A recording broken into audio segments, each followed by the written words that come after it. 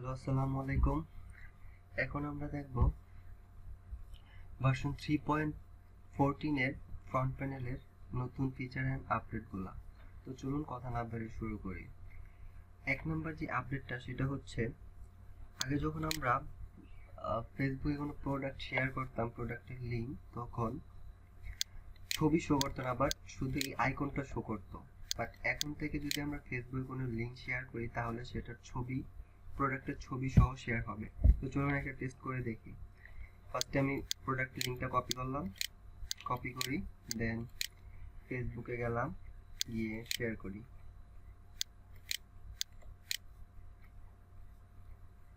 Page হচ্ছে ওকে, প্রোডাক্টের ছবি চলে এসেছে। তো এখন যে লিঙ্কটা শেয়ার রিমুভ করে আমরা পোস্ট করে দিই, তাহলে দেখুন প্রোডাক্টের ছবি অ্যান্ড টাইটেল, ওয়েবসাইটের নেম সব সহজ প্রোডাক্টটা ফেসবুকে পোস্ট হয়ে গেছে।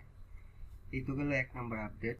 দুই নম্বর যে আপডেটটা সেটা হচ্ছে, সাপোজ কোনো কাস্টমার যদি আসে, প্রোডাক্ট সিলেক্ট করে, দেন চেক আউটে যায়, যদি নিউ কাস্টমার হয় তখন ফার্স্টে তো সে তার ফোন নাম্বার দিয়ে লগ ইন অথবা রেজিস্ট্রেশন করবে।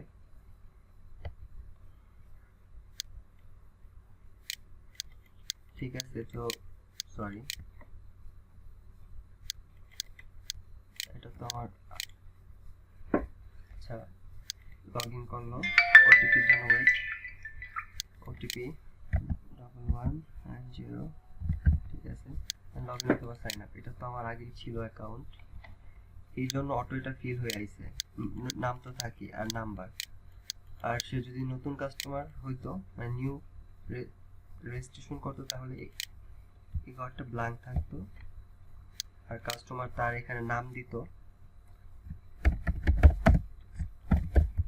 করিম, সাপোজ তার নাম দিত, দিয়ে তার অ্যাড্রেস দিত,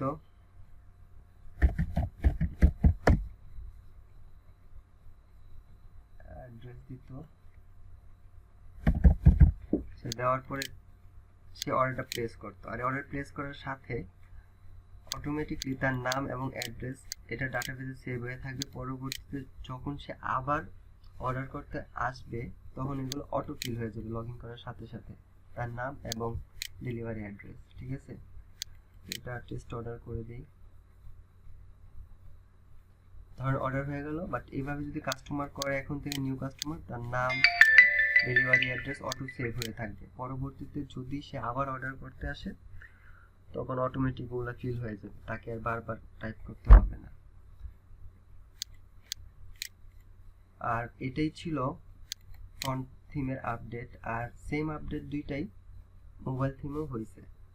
থ্যাংক ইউ ভিডিওটা দেখার জন্য। আল্লাহ হাফেজ।